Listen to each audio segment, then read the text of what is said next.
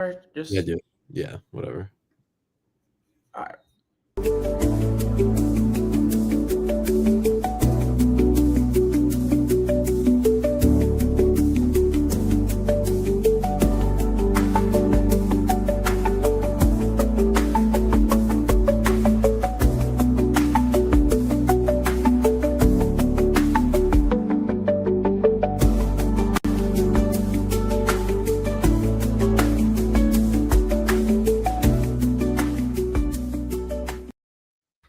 Welcome back to our first post game coverage of week 1 football. Unfortunately, both the Jets and Giants fall in their week 1 games. The Jets Steelers game being much more exciting than the Giants one. I think a little more positive than the Giants. But overall, Henry, after 2 losses, how are you feeling? I mean, just as we predicted, the Jets game was going to be a shootout. Not joking, but Dude, I can't believe overall that was the game of the. I mean, I expect that to be the game of the week mm, overall. I mean, Aaron Rodgers gets his lick back, but I mean, I still come away more impressed with the Jets than I really expected to yeah, be. Aaron Glenn right away after the game said that there's no moral victory, and I agree with I him. agree. But there is hope. There's something to build on, obviously, in this game. The way the Jets defense came out right away. I mean, obviously, the first drive, the Fields drives us down the field. We end with the field goal, but the first drive of defense for the Jets, they got in 2 third and longs, and Aaron Rodgers just torched them in those situations, and it felt like that was going to be the theme of the day until it wasn't. The Jets defense started standing up on those third downs. They wouldn't let the Steelers get any third down conversions, and then that just went out the wayside. I mean, obviously, it kind of started going downhill for the Jets when Xavier Gibson had the fumble, and I saw him after the game. You know how the players get together and do the prayer. I hope he's praying for his job because I think the Jets should play him, honestly. Oh, that's but great. that's where it started going downhill for the Jets. And I predicted the other day that it was going to come down to a Nick Folk field goal. We almost had that chance, but we just couldn't get down the field. Obviously, it ended with the Jalen Ramsey big hit on Garrett Wilson, but it ended the way we predicted, where if the Jets are down, they wouldn't be able to sustain a last 2-minute drill type of drive and put it together and win the game, and that's what happened. Yes, in a way, that's what happened, but I think overall the Jets. I mean, I was hard on Justin Fields. He did some really good things with his. Our Instagram live just ended. That is interesting. I mean, I think we're back. Well, That's weird. okay. Sometimes it can cut out. Yep, we're having trouble streaming to Instagram. If you ended Instagram, then this is expected. If not, and this can you try creating a new Instagram stream. Sorry about Okay. this. I'll get that. I'll get that It says going. good now. I don't Okay. know if that's right. But okay, back to what I was saying. I mean, Justin Fields impressed me. Overall, the Jets' offense just really impressed me. They're moving the ball really well down the field. Justin Fields even made some big plays with his arm, and didn't. I think how many rushing yards did he have? Like less than 50? Did he end up, or did he end up getting a little more? Last I saw was like late high 30s. But Brees Hall had a really good game. And the Jets were just able to move the ball. Defensively, I think I'm a little disappointed in this team overall. That was probably the best game Aaron Rodgers has had since at least his Packers days. I can't think of a Jets game he might have better. I don't know. Yeah, Maybe Justin Fields. Sorry. Justin Fields had 48 rushing yards. He had 2 rushing touchdowns. As I'm trying to get the Instagram to work again. Justin Fields, honestly, it's not even what he did rushing. It's what he did with his arm throwing the ball. The way people talk about him is that when plays break down, he is great with his legs, but he doesn't keep his eyes downfield. He doesn't continue to look to throw the ball. But today, that's all he did. Moving up in the pocket, escaping the pressure, keeping his eyes downfield, and making great throws all over the place. I thought on that last play to Garrett Wilson, I mean, in real time, I thought maybe he had a better chance to run up and try to get the first down. Looking back on it, there are people all over him. I don't think there are defenders all over him. I don't think he really had a chance at all to get it with his legs. And Garrett Wilson was open. He got rocked, and that's just one of those where in that situation, I know he got hit really hard. You gotta just make that play. Just hold Yeah, on. I mean that was a nice play by Jalen Ramsey. Who It I kind of was. thought just from watched the Giants game, it's gonna make attention, of course, but I kind of thought Jalen Ramsey was having a rough day out there overall. Mhm. Um, Yes. but I was just shocked. Like, I'm going to talk about this on the Giants more, but it felt like there were no easy plays for the Giants. For me, I felt like the Jets were just easily moving the ball down the field, which Mhm. really impressed me. A lot of 8 to 10 yard rushes, a lot of just nice 15-yard completions, and they were just moving the ball down the Steelers' throat. And I mean, when's the last time the Jets have had an offense that just felt like at one point you had to feel like they were going to score every single time they had the ball. And Yeah, I when's think the the last time last you felt like time that with the Jets? Exactly. it, Can you it, think it of it? had to it has to be 2015 when they had Fitzpatrick. Like honestly, like that's the last Jets Mhm. team that could instill any confidence in you. As now we're back on Instagram, and I want to encourage people who are watching on Instagram, Go to YouTube. uh, go to YouTube. It's smoother on there. It's just better for the stream. It's better for streaming on there. So go to YouTube, watch us there. And another note about the Jets rushing game: this whole summer, this regime and even Brees Hall a little bit. Like Brees Hall wrote himself off a little bit, saying, "I'm not their guy. Like I don't fault them for not prioritizing me. I'm not their running back." But Brees Hall's got to have a little bit more confidence in himself. He looked Mhm. like honestly, even I would honestly personally put him above Garrett Wilson in importance on this offense, just due to the fact that he's so versatile. You can get him involved in so many different ways, and he's a safety blanket for Justin Fields. Garrett Wilson had a big day, he had that touchdown, but he's just a wide receiver. Whereas Brees Hall, you can line him up out wide. He's a safety valve for Field. You can hand the ball off to him, and people wanted to build all this hype around Braylon Allen, who he had the touchdown, but he did not look nearly as good as Brees Hall. He had 6 rushes for 9 yards. Yeah, no, of course. I mean, Brees Hall was one of the stars for this game for the Jets, and I think maybe Brees Hall is just that type of guy that he likes. Some people, he's just a too humble of a guy because if he's Mhm. saying that type of stuff, sometimes people are like that. You got cocky guys and you got guys that underestimate themselves. I thought I was impressed to see the Wilson and Fields connection. That was a bit of a worry for me. How are you going to get Garrett Wilson the ball? And they connected a few times, even Mhm. that deep touchdown at one point. So, I mean, this was one of those games where it sucks. Someone has to lose because both teams I thought played very, very well, and it came down to a few plays. I thought there were some unnecessary penalties the Jets had, Yes. which that's just something you never want to see. I think they had a few personal fouls, and maybe I think there were some on both sides, but Yes. that's the unnecessary stuff that's going to drive your head coach and your fan base crazy. Uh, Quinnen Williams' brother, had the unnecessary roughness late hit out of bounds. It would have been a third down stop. You give the Steelers more life. You give them another chance, and they ended up scoring on that drive. That was, I believe, in the third or fourth quarter. I think late third, or maybe early fourth. I forget honestly the timing, but sometime in the second half where the Steelers got a big touchdown, and I believe that was the touchdown where the next kickoff was the Xavier Gibson fumble, which you can't have that when you're going Yeah, up against a team who's playing a clean game, not turning the ball over.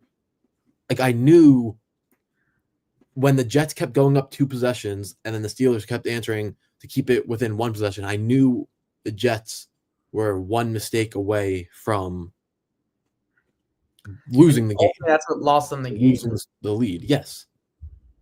So that's just frustrating. How was it?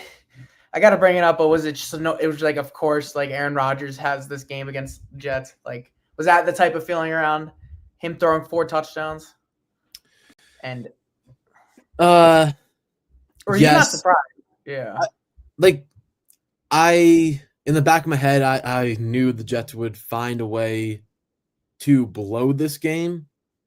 And that's where my fear ultimately came in, keeping a guy like Aaron Rodgers in the game. I just wish we saw more games like this from Aaron Rodgers when he was wearing the white and green, because he Yeah. didn't do this for the Jets, No. really. He made some And impressive throws, I will say. he made some really impressive throws. And he made some really impressive throws for the Jets last year, but he didn't put together games like this. And maybe it's him in a second year coming off the Achilles. I know I said something to you over text earlier that I kind of miss Aaron Rodgers, and I feel like he's like, because that came from a part of me where I'm like, I feel like he's gonna go out in the second year off an Achilles, be back more at full strength than he was last year, and go out and have a good year. But I'm coming away from this game confident in Justin Fields, not confident that he can just swim or just tread water. I'm confident that he throughout this season can keep taking more and more steps, because he looked like a capable quarterback. Very good. Yes, he looked very good. More than a capable quarterback. He looked really good, and he looked like he had things that he could build on, and it wasn't just his running game; it was in the passing game too. So yeah. How worried are you about the Jets defense? Because they got the Buffalo Bills up next, and their offense we're all impressed with. But is the Jets defense a legitimate concern? Because I mean, I don't think I expect to see 34 points coming from the Steelers today. Yeah, I definitely didn't expect to see 34 points coming from the Steelers, but we didn't expect to see 32 points coming from the Jets. This was like, I know there's no more of like, you want to win that game. Like my point is, we expected much better from the Jets defense. Like yeah. A lot of positive talk about the Jets moving in the right direction, but of course. So I just think when it ended up just being a shootout, like you would expect the Steelers defense to let up less points. I think that's just the way this game went. I don't think it's really a knock on their defense. Sauce Gardner, I thought for the most, held his own against DK Metcalf. The Jets pass rush looked really good. You had Will McDonald had 2 sacks, and you had Jermaine Johnson really getting after Aaron Rodgers too. Quincy Williams had the sack. Obviously, Quinnen Williams started the game out with the sack.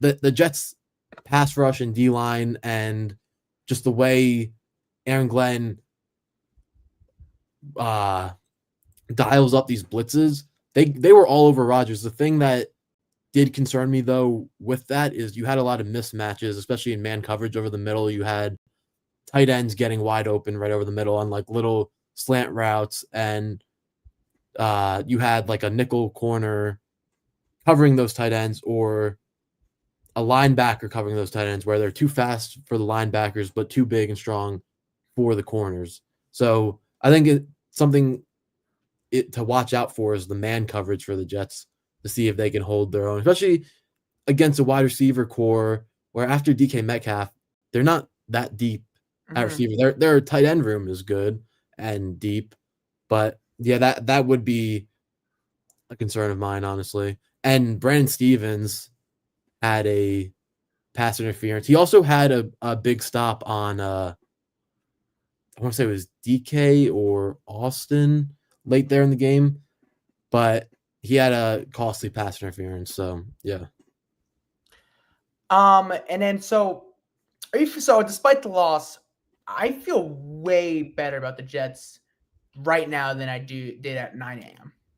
I don't know about you. Yes. I really felt like I was watching, a bit of the Lions 2.0 in their offense. I really felt that when watching this team. I agree, and I really liked they had aggression, calculated aggression. I liked how we went for it on that 4th down early on. We got it on the QB sneak. I thought about it. I think that might be the first time I've ever seen the Jets execute a 4th and 1 QB sneak. Like I actually just don't. Funny. They just don't do that. Yeah. So, But anything else you want to talk about this game? I mean, any certain points that pointed out to you, positive or negative about this team? no, I think I pretty much hit everything. Obviously, the Brees Hall thing, the way we wrote him off. Jermaine Expect Braylon Johnson. Allen to have a bit of I mean, he will have a bounce back. Yeah, He had he'll have a bad- bounce back. Yeah. I just think that it's almost disrespectful to Brees Hall the way people kind of We're trying to move off of him. move off of him and kind of fit him into this box as like a non-existent, like he non-impact, like he's not going to make any sort of impact on the game, and he might have been the Jets' most impactful offensive player, obviously besides Fields, I would say, and Garrett Wilson's up there too. I don't want to discredit anything Garrett Wilson's doing. I just think we expected so little from what people were saying about Brees that his impact on this game is all that more valuable. And then, I mean, for the defense, Jermaine Johnson, the way he came back off the Achilles injury, those Achilles injuries could be career killers, and he was all over the place on defense. So for him, I'm happy that he looked that good, and Will McDonald take another step. So, yeah. All right, let's move on to the Giants. And I just want to start off. We said on Friday, I said to you, I'm like, the one thing I don't want to see is this team put up a dud, and it feels like all the momentum we had in the offseason and in preseason goes away. And that's exactly what happened. Same story as the last two openers. You want to hear that? This is a crazy stat. The Giants have not scored a touchdown in a season opener since 2022. Jesus. 3 straight years without scoring a touchdown. And it felt like I just hit resumed on the Daniel Jones era, which, Jesus Christ, to make everything. He didn't even hit resume on the thing. He went off. So, I mean, I'm not going to fully go into that, but Jesus Christ. It's fake, but good for him. Whatever. Yeah, I mean, obviously the new quarterback, Russell Wilson, 17 of 37 passing. Yeah. You think those Jackson Dart Going to come. You think he's going to come? But I don't he's not going to start next week, but look, with Russell, overall I was unimpressed with him. I'm not this wasn't a game where it just was on Russell Wilson. The offensive line was really bad, which the ghost of Andrew Thomas, I don't know if that's the right thing to call him because he's a human being that's alive, but he's always hurt. And it's still haunting the Giants offensive line. The Giants offensive line was terrible. They couldn't get anything going on the run game, and there wasn't much time for Russell. But overall, sometimes you need your quarterback just to make plays. And I didn't see too many plays where I was like, wow, like that was a great play by Russell. He's a tough guy. For a small guy, he takes a lot of hits in the pocket. Made some okay throws down to throw. But that deep game didn't really get going too much. Malik Neighbors was frustrated. There's a viral picture. If you haven't seen, you'll see on social media of the towel over his head. Just a disaster from the offense. Just they couldn't get anything going. It's not like they were, they had 0 turnovers, so it's not like they were giving the ball away. They just couldn't move the ball. And even when they had their goal line opportunities, they had 7 opportunities, I believe. Yes, 7 opportunities in the first time they had a field goal. They had a nice 8-minute drive, and they couldn't punch it in. They had 7 opportunities due to a penalty, and they just couldn't, like, 3rd and 1, there was no confidence in giving it to your running back getting the first down, which is such a liability. And I just thought the Commanders kicked their ass kind of in the ground and pound part of football. And the Giants were a little soft. Literally on offense, there's just I can't say much positive things.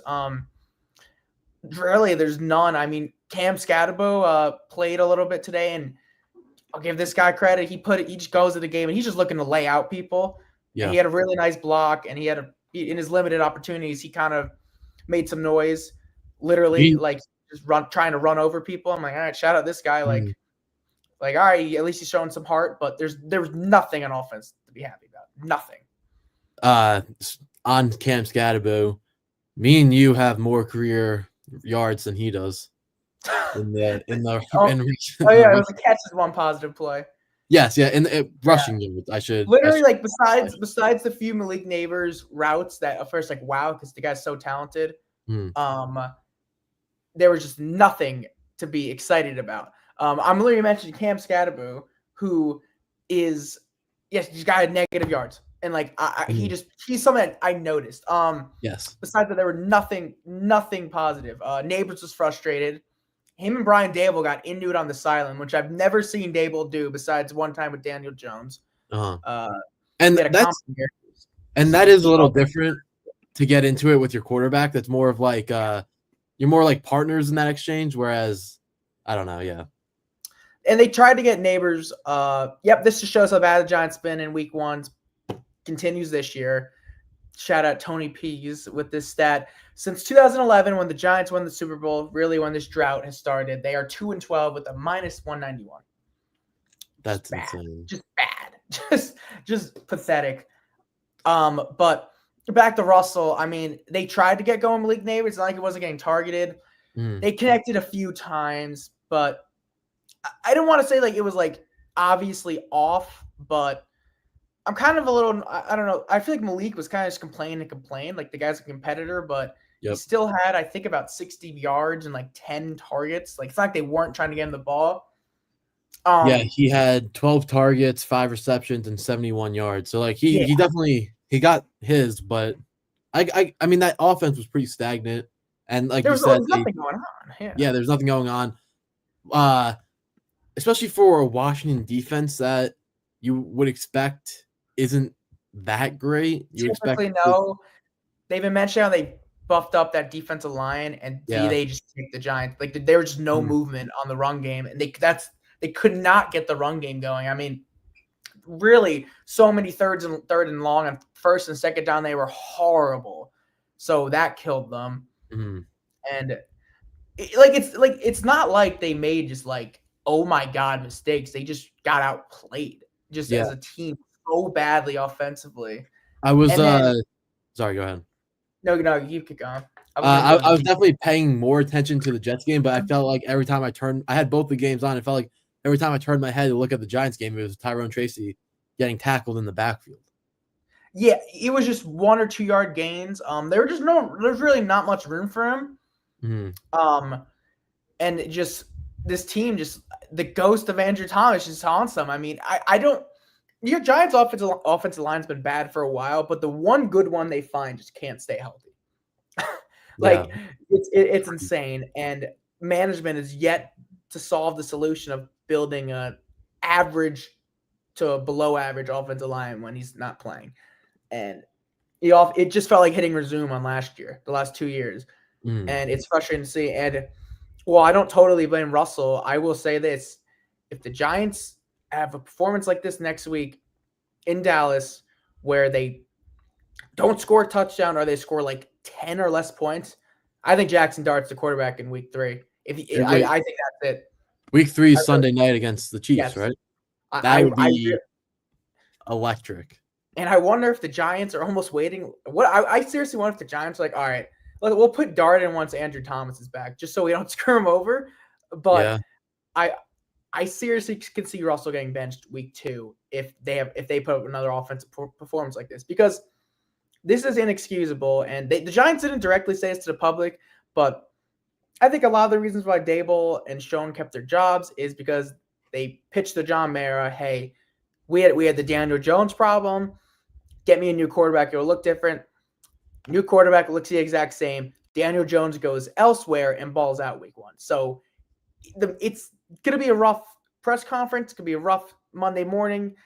Rough week for the Giants after all the positive momentum they had going into the year. Boom, just like that, it's gone. It's honestly insane. And another note for the Giants, I felt like their defense kept them in this game for much of it, and they only ended up letting up 21 points total, but your defense can only hold up so long until they eventually break, And So they didn't break at all. Yeah, but I kind of have a lot to say about so the defense overall was, I don't want to say like great, because a lot of the times the Commanders, like, so the Giants what's very obvious is that pass rush is going to get there. Mhm. Brian Burns had a few nice plays.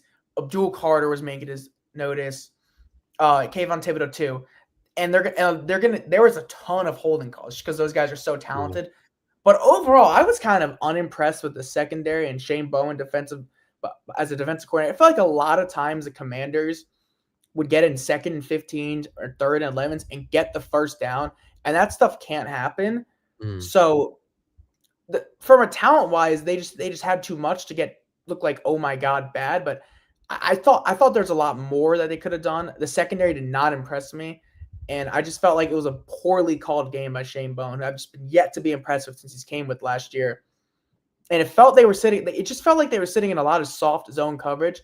I'm Mhm. not a exit in those. Like, I'm not a Yeah. defensive coordinator like this guy is, Mhm. but just from what I saw, just like too many easy plays for the Commanders, Yeah. and the defense did play well enough to keep them in it.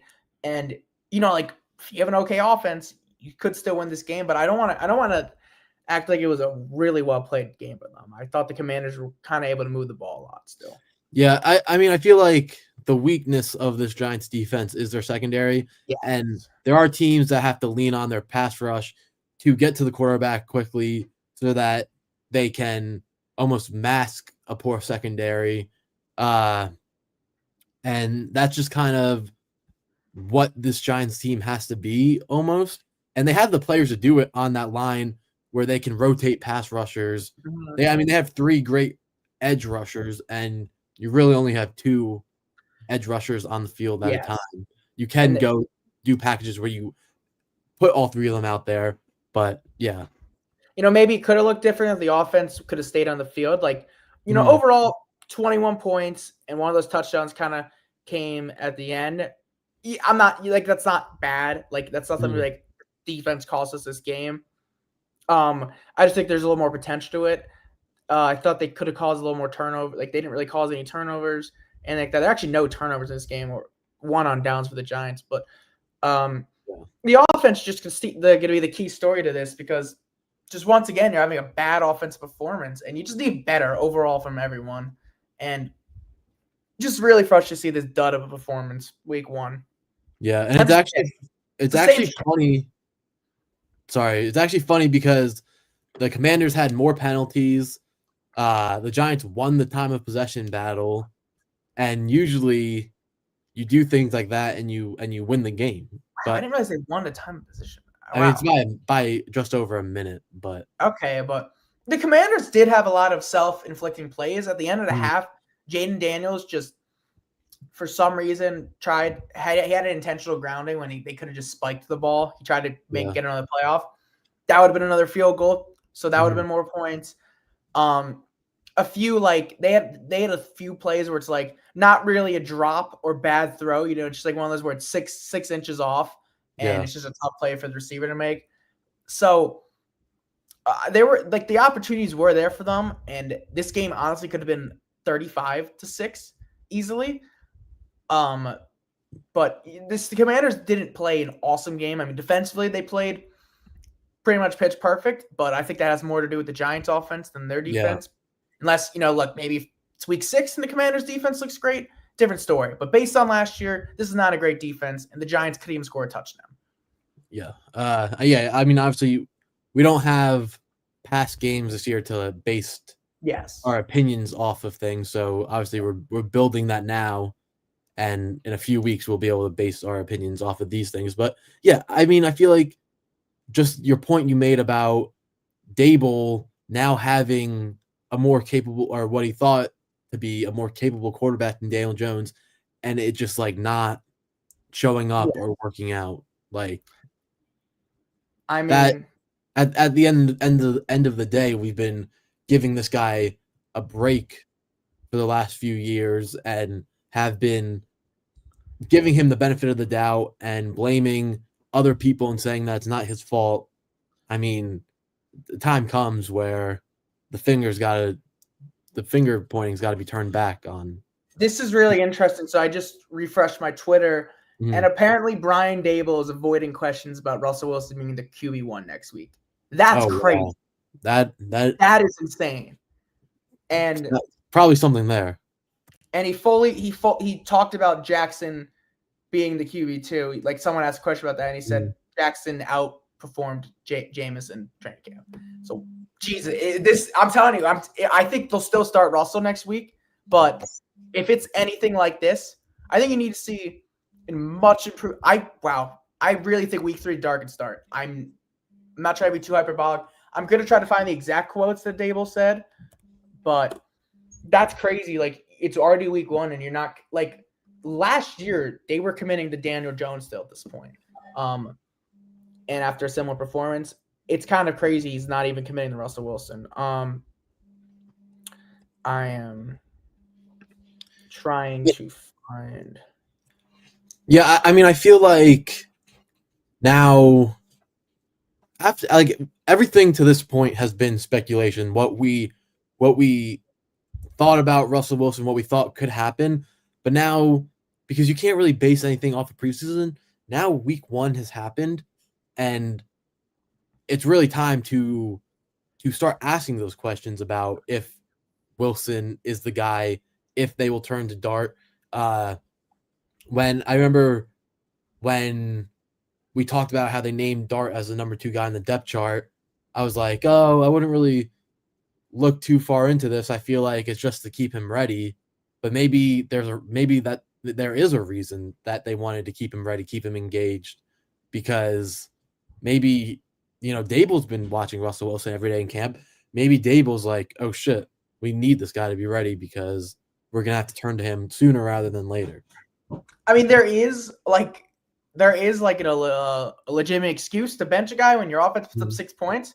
So if literally could just be he was waiting for this to happen and then boom. But I don't. Malik Neighbors is a very big personality, and if you look on Twitter, every other fan base wants this guy to request a trade out of New York. Every other media. So if it's just frustration getting the guy the ball all year, that's something you have to worry about one day down the line, which that's a nightmare scenario, of course. You want to keep a guy like that. And I was just shocked the life wasn't there. Just for some positives, Abdul Carter impressed me. He had a blocked punt on special teams, and kind of surprised that guy's playing special teams, third overall pick. He was getting to the punter every single time. I mean, I think he had a half a sack, but he had a lot of pressures. He had a lot of holding calls that were because of him. And because he's third overall pick, that was kind of a guy I was trying to watch from play to play. And he would just have he had a lot of lining up on the guard and center, and he would just make those guys look foolish. I'm a little frustrated with this part. They had him spying Jaden Daniels in every single pass, like third and long a lot of the times. That annoyed me because you have Abdul Carter and you're not even using him to pass rush. And I get, Jaden Daniels is the athlete that you got to worry about, but that kind of frustrated me. I mean, the thing is, yes, I understand. I could just be nitpicking because I'm pissed off. I understand your frustration, but also when you have Thibodeau and Burns, it's almost like a luxury when you have someone as athletic as he did. When you have someone as athletic as Carter, you can make him a spy in that situation because if Jaden Daniels got outside the pocket and Abdul Carter ran him down, they made a big play. I think your tone on this, like your opinion on this, would be completely different, But this could just be nitpicking because I'm pissed off. The Giants lost. I do understand the frustration on it. I do want to. Go ahead. Yeah. So remember how I mentioned I was curious to see the Washington run game versus the Giants run defense. Yeah. I thought this was just too much. Now I'm not even including Jaden Daniels here, but they had about between the 3 running backs 130 rushing yards. I think that's just too much. Look, for a guy like Dexter Lawrence, he's so dominant. You really have to kind of review the film to see how great he was. But there was like only 1 or 2 times where I was like, wow, that was a great play by Dexter Lawrence, which feels less than usual because it feels that guy just manhandles people a lot. So I was kind of, I don't know. I haven't looked in the film because that's that's a guy where you don't always notice the stuff he's doing. Yeah. But I kind of just little. It was a little eye opening. I didn't feel his presence as much as I normally do, which Yeah, I get that. disappointing. I mean, a lot of guys like that don't obviously show up. Mm-hmm. Like they can have amazing games, but their production doesn't necessarily correlate to the stat sheet. So if you don't catch what they're doing in real time, then yeah, you do kind of have to go back and watch every play again to see the way they impact the game, because you can't just look at a box score and see the way Yeah, they impact the game. I'm actually I just looked up Dexter Lawrence. I'm seeing some other Giants fans mention it. Gotcha. This guy I think he had a kid actually like 12 hours ago. Yes, So, I saw maybe, that. I yes, saw that. I know there's a little worry that he was going to even play. So, there's some life stuff going on that it's kind of, you just don't know what he's going through his head. So maybe he's a little distracted. Yeah. I'm not going to act like I'm worried about Dexter Lawrence. The guy is arguably one of the best defensive players in football. So, and it's one game. This is just like, I'm nitpicking, just I'm pissed off. Yeah. Like, it's Justin Giants reporter Connor Hughes asked, or I don't know if he asked, but he tweeted out that Justin Fields was asked about the last run where he threw it, or the last play where he threw it to Garrett Wilson, and he said he probably could have run for the first down, but Garrett Wilson was open. I mean, I thought in real time that he could have ran. After looking at the replay, I thought maybe he couldn't have, but it seems like Fields thinks he could have. And he, like I mentioned this before, that he kept having his eyes downfield, looking to throw the ball when he was escaping the pocket, stepping up in the pocket, and that's a good sign compared to the way people talked about him in Chicago and in Pittsburgh. But I thought maybe there were 2 or 3 times besides that play where he had his eyes downfield throwing the ball, and I thought he should just tuck it and run. Yes. So I think that's something that's very fixable. He's probably trying not to rush too much and then trying to fix the habit, but he's overcorrecting a little bit. I wonder if that's just one of those that's just a play you look at a lot because it was the 4th down of the game. Yeah. And like that's not why they lost or anything like that. I think it's just a play they could have made, a little frustrating. I mean, even at the end, a kicker made a 60-yard field goal. Yes. Chris Boswell. Chris Boswell. A kicker who's been around for forever, and he kicked his career-long field goal. So, yeah. I mean, I think there's going to be the vibes for the Jets, I feel like are going to be up. Mm-hmm. I think the Giants are going to turn into a draw. I think it's going to be like a reality TV show. I think it's going to get a little spicy because the fact that Brian Daboll didn't just say, Russ is our starter week 2. Yeah. Didn't. I don't think they're going to. I would be really shocked if Jackson Dart's starting next weekend. But I can't say with 100% confidence because Brian Daboll didn't say it that it's out of the possibility. But I really feel like just, everyone tried to guess before the season, but just with the vibes and how bad the offense was, if they put up another stinker and they're 0-2 against 2 divisional teams, and I said this to you, season's over if they don't win next week. Now, why not just start Dart? And for home opener, you don't hype. I guess it would I just don't want to play the Chiefs with this guy's first ever game. But the thing is, though, with the Chiefs, the way they looked the other day, maybe they're not the same team. So you put him in a big spot in a Sunday night game, and he just flourishes, and it gives him confidence for the rest of the year. That could be like a low risk, high reward type thing. Because if he didn't play well, you can just be like, oh, it's the Chiefs. Like it was his first starting against the Chiefs. But imagine he balled out against the Chiefs on Sunday. Oh my! Now I'm just getting ahead of myself. But I got to focus week 2 on Dallas because Dallas impressed, I think, both of us.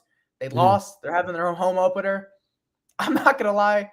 The odds are not good for the Giants. Dallas kind of had a game like the Jets where you lost, but there's a lot of positive things coming out of it.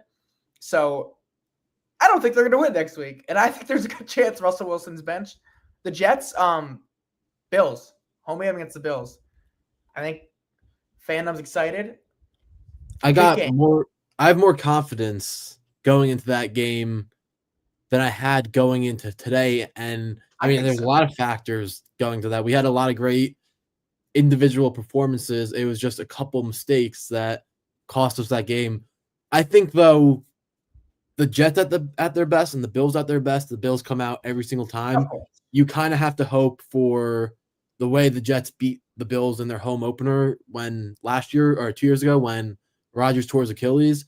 You need a couple Josh Allen arm punts, a couple of mistakes where he's just throwing the ball away.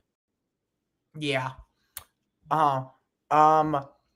Anything more Jets or Giants you want to talk about? Talk, a little nationally if we want to get into that. Yeah, I mean, at least New We York shit on as the a Miami whole. Dolphins. Oh, sorry. Yeah, New keep York going. as a whole had a positive today because the Yankees won an important Yes, I game. mean, That's all. yeah, I just mean, quick. Yankees are that division's really a big possibility and now. as the funny thing is, if I didn't watch it, I planned on watching some of this game on having it on like a third I had red computer zones. or something, but I didn't watch a single pitch of this game, and it was arguably one of the Yankees' biggest games of the season. Just the situation we're Yes. in, the stretch is so important, and we could sit here and justifiably the way like we cover the Yankees, and we could sit here and justifiably be like, yeah, we didn't watch any of that game, Yeah, which I think is we not didn't. We were watching football, but I mean, I think it's just really impressive. They've won back-to-back games, fun. close games against a good team. That's what I love to see. Yes. And David Bednar, man, he's been coming back. Like I watched the last inning of that game, and Bednar 1-2-3. He got out of the eighth, I believe. Yeah. Great stuff. And it's Great nice stuff. how Now they've they're responded. home against Detroit, I believe. Yes, Detroit. So they're 4-2 in this 12-game stretch. Mhm. Keep Off going. day Let's tomorrow. keep going 2-1. And Toronto plays Houston next. So we are Astros fans. I never thought I'd say that in my life, but we are Astro fans for that series. But yeah. Day off tomorrow. It's nice to see how, Switzerland had the bad start on Friday night. It's nice to see the Yankees respond in the win next 2 games and pick him up and win those 2 games. So, yeah. And then a series against Boston, who's kind of hobbling and struggling a bit. So hopefully the Yankees get a bit of a lick back against Boston. But let's go back to football. It's Sunday. Nationally, just from my observed, I think the Dolphins are. I think when we turn on ESPN and you're talking about teams that put up stinkers, I think the Dolphins and the Giants are going to be the 2 teams that are talked about as of now. At least in the 1:00 slate. I mean, I think I think Mike McDaniels is out of there by Halloween.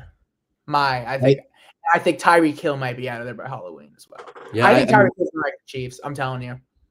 I think you're right on that. I think he'll want to go back there. I think the Chiefs will want him back.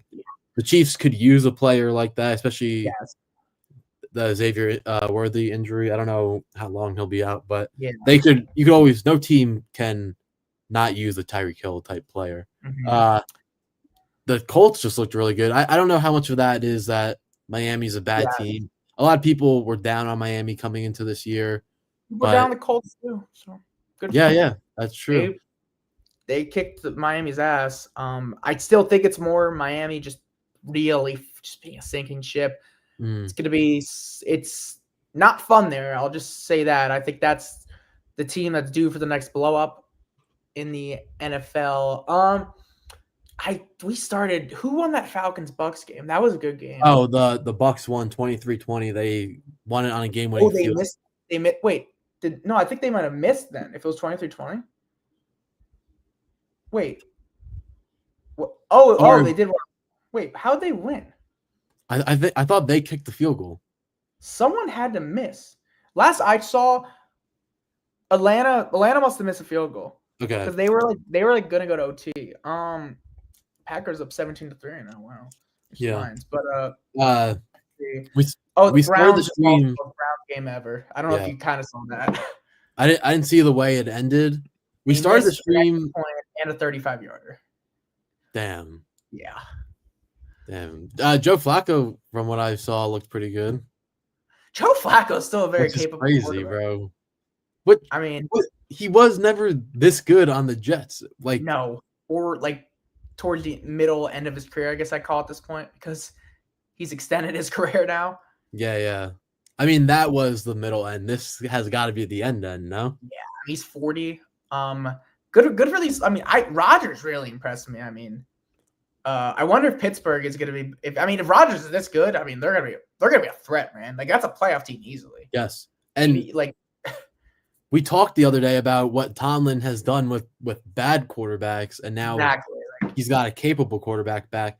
And I don't know, Rodgers is bound. He didn't look bad last year. He looked good. He was one of the last year. He was the Jets' best quarterback since Fitzpatrick.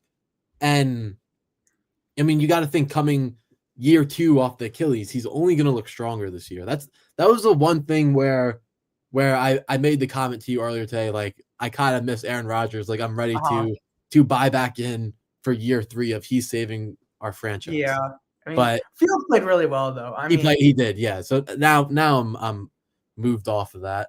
But it was just for a little bit. I was like, I want to buy back into this hope that. So my cousin texted me. This is a crazy stat about the Steelers. Rodgers officially has 31% of the touchdowns Kenny Pickett had in his whole Steelers career. That's crazy. Dude, Kenny Pickett was awful. That's insane. That's crazy. The Jets today also had their first half ever without a punt, or since 1991. First time. Okay. Wow. First time they didn't punt the ball in the first half since 1991. We're in 2020. That's a crazy stat. I'm not gonna lie. That's that's 4 drives. That's 4 good drives. Like that's crazy. That's 12 years before I was born. That's ridiculous. I'm just trying to see any last comments. I just looked up the name Jackson Dart on Twitter. It's just the brief popular opinion of the media is if this is what we're getting of Russell Wilson, we're seeing Jackson Dart way sooner than we think. Yeah. Just like that, it's like I think he has the quickest leash. Like I said this, I think another bad performance, that's the call. Because clearly the Giants gave Wilson the promise in March before they even knew Jackson Dart was a possibility, and then of course they saw him play. So if he puts up 20 points in 2 weeks total, there's reason to bench him. Like, yeah, you don't have to go through this situation where we mentioned the possibilities of it looking bad if you just started Dart over Wilson. And I don't want to totally act like Russell Wilson was just a bomb. Like the deep ball is what he's good at. He did miss some throws. The Giants' offensive line killed him. But just at this point of his career, if you watch a Seattle highlights, the guy's just a playmaker where even with a bad offensive line, the guy's going to put his impact on the game. He just can't do that anymore. Yeah. He's a tough guy. He took some hard hits. Like, I'll give him credit.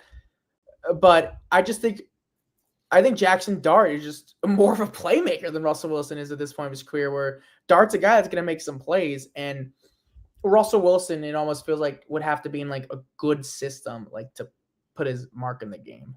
And I didn't see him able to improvise like you're kind of used to vintage Russell Wilson. Yeah, the thing about putting him in a good system is that in Seattle, like the run game and his illusion, his improvising was the system, and now obviously he doesn't have the same mobility that he had back then. So he's just not an effective player like he was back then. Because obviously the big thing with Russell Wilson was always early on in every season with Seattle was, oh, this is going to be the year that MVP, he wins the MVP. But the thing about his playing style is he would never win the MVP even at his prime, because his play style is too reckless, where he has a bunch of great games and makes all these wizardry plays, but then sometimes his running all over the place and throwing the ball all around the yard isn't going to work, because at a certain point your luck runs out And I mean, we see that with Josh Allen, but Josh Allen is much more talented, a much bigger, more physically imposing player where that can hold up more. And for Russell Wilson, that just can't.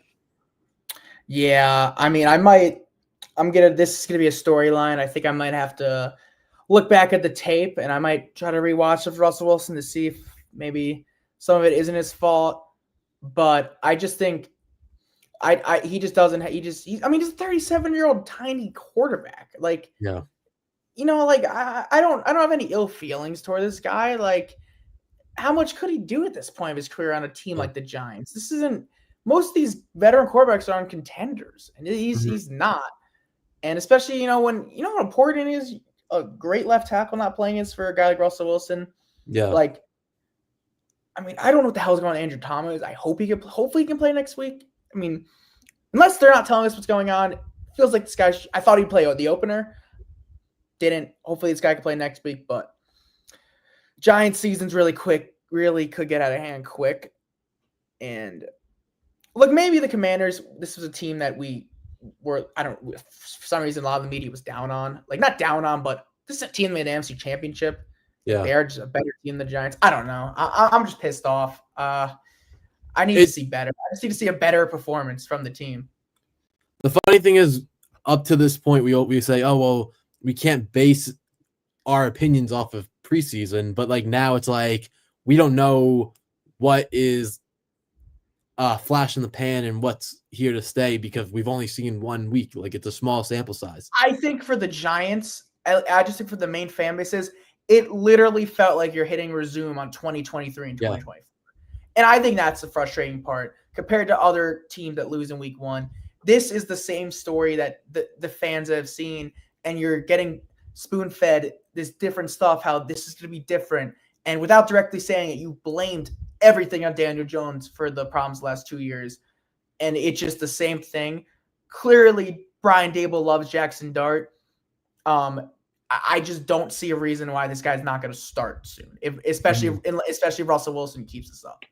Yeah, and that's just the reality of the situation. He's the QB2. It's not like you're not going to see Jameis. A lot of people think Dart's ready to play. I mean, during preseason, man, if you were listening to those ESPN shows, they all want Dart to play, and it's good. I think it could be week 3, man. I think. If the Giants' offense looks bad next week, I think that's it. I don't know if I'm being hyperbolic. I don't know what your opinion is about this. I definitely think it's sooner rather than later. Yeah, definitely. Coming out of today. And, yeah, I mean, obviously Daboll is very high on him. Everyone now is getting higher and higher on him. And maybe he is Daboll's second great quarterback that he develops and can go on a run with. I mean, like Brian Daboll's been there. Like Nathan Peterman was starting over Josh Allen at first. He clearly knows when the guy's better than the veteran. Yeah. So I don't know. We'll see. But I think that's enough Giants. But I do want to mention something I loved what Aaron Glenn said in the press conference. I got to find exactly the quote, but it was about penalties. And he said, let me see if I can find it. Where is Aaron Glenn? Oh, you will not be on the field if he calls us to lose games. Here's what he said about penalties. I love that. That's just accountability. I love how he didn't take the moral win. I mean, look, man, I'm liking what I see from the Jets. I think this could be a step in the right direction. I can hear the Robert Saleh excuses to this game. So, but wait, where you keep going? The only thing I will say about that, like you can't be on the field, you will not be on the field if you cause us to lose games and silly penalties and stuff, is I want to see how quickly he is to pull guys from games, because a guy like Quincy Williams who flies around the field and he made a bad, stupid penalty hitting a guy out of bounds today.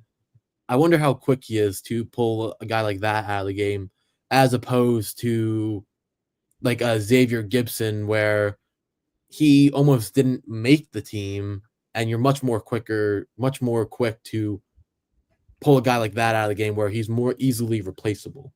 Yeah, you're right with the It's star almost, players. and the only reason I have like a skepticism about that, it might be because we're Yankee fans and we see all too much where guys get different treatment. But obviously, it's a I different think sport, Aaron Glenn and Aaron Boone are two completely different people. I completely think different the most coaches. common thing they have is their name. Their I name, really yeah. think that's it. A lot of But Aaron's in New I get, York just last your, years. it's based on what you see with when you Yeah, follow sports every day. So I get your point with that. But I see Aaron Glenn as the guy getting in Sauce Gardner's face, Garrett Mhm. Wilson's face if he has to. And look, I just thought I liked what I saw from the Jets, and there are no moral victories. So let's see how the next part should be a stepping stone. This shouldn't be the peak. Like this shouldn't be like, oh, we did this. Let's take 2 steps back. Let's learn. Let's improve, and let's go beat the Buffalo Bills next week. That's what I'm. like Yeah, it. if I'm And the Jets, I think the players appreciate Aaron Glenn and his mentality because, Aaron Glenn being a former player, Sauce Gardner, there was a report that Sauce Gardner thanks the coaches every day for the position they're putting him in, shadowing a wide receiver one, and he just loves that he gets to go out there and follow around the wide receiver one and just play freely every day. So yeah. it So it's a tough love approach that Aaron Glenn seems to have with these guys, but it's a real approach, and players seem to appreciate it more. Whereas back in the Saleh days, the coaches were too quick, and Saleh was too quick to cover his player's ass, which would lead to bigger problems down the road. You have a quick fix where you defer responsibility or try to cover up an issue, say no, it's no big deal, but you don't hit the root of the problem on its head, and you don't fix the root problem. You just stop the bleeding in the moment, and then the floodgates open and it becomes much worse. Yes. So anything else you want to mention before we end off the show? I think we covered everything. I mean, I think I think for a week 1 loss, I think for Jets fans, I think the vibes are as high as it could be for a loss. And I think this is weird for me, but because I think with the Giants, the loss was so bad. For me, the excitement is of Jackson Dart coming, if that makes sense. That's this is that my mind's already going there. And this is what's gonna happen. This is what I kind of mentioned was gonna happen if they don't play. Russell Wilson play well. I also Jackson Dart. Yeah. I also for Fields loved the confidence he was playing with. They had a 4th and 1 where on the goal line where the whole defense thought it was going to be a run right up the middle. He did one of those fake handoffs and he's high stepping to the end zone. My cousin Ryan mentioned this, and because of the Steelers, he mentioned this in our comments before. Because of the Steelers, with my family tree, I tend to watch them more. He mentioned Justin Fields never looked as good with the Steelers, and it almost like the Steelers had Justin Fields on bubble wrap. I remember watching a lot of those games, and we never saw this version of Fields. Yeah, and for this version of Fields since the end of the Bears era, man. I know, and for Jets, usually it's like you want your quarterbacks in bubble wrap because you don't want them. That was the Rex Ryan mindset, yeah. Before Rodgers with Wilson, Darnold, going back to Sanchez with Rex Ryan, you didn't want your quarterback to be the guy that you're depending on to make plays because they haven't been playmakers. Obviously, Darnold now, as he's moved on, is a playmaker. His development was just not good because of you had Todd Bowles there who couldn't develop him. You brought in Adam Gase, which was a worse situation. So the Jets just didn't. Jets fans back then, and just for any quarterback we've had over the last 15 years, you didn't want them to be your primary playmaker because they couldn't be. Besides Aaron Rodgers. Yeah. My last thing about the Jets is I'm actually enjoyed and I'm kind of excited to watch this Jets offense. I've never said that in my life. That's insane. Yeah. We said that last year, 2 years ago. Yes, before Aaron Rodgers coming in, but based on real life footage, I'm actually excited to watch the Jets offense. It's crazy. It looked good. So So I think we'll end off here. We've gone on about Yeah. an hour. We'll be back Friday with our week 2 previews. Yes. And I'm sure we'll And be posting content during the week about of course. both their teams and the Yankees. So, So anything else, Henry? now Jets and Giants both dropped their Yeah. games today. They're both 0-1. Mhm. The Yankees start their series against the Tigers on Tuesday, Yes. off day tomorrow. Mhm. So we'll have Mets stuff. continue their push for the playoffs too. Yeah. Yep. We'll have stuff coming out on all of that throughout the week. Stay tuned. Keep watching, checking our social medias on Twitter, Instagram, TikTok. Keep checking our YouTube feed. We'll be back on Friday for our Friday mailbag / week 2 preview. And yeah, like, comment, subscribe, follow us everywhere, like our content, engage with our content. It helps us out a ton. And yeah, thank you guys.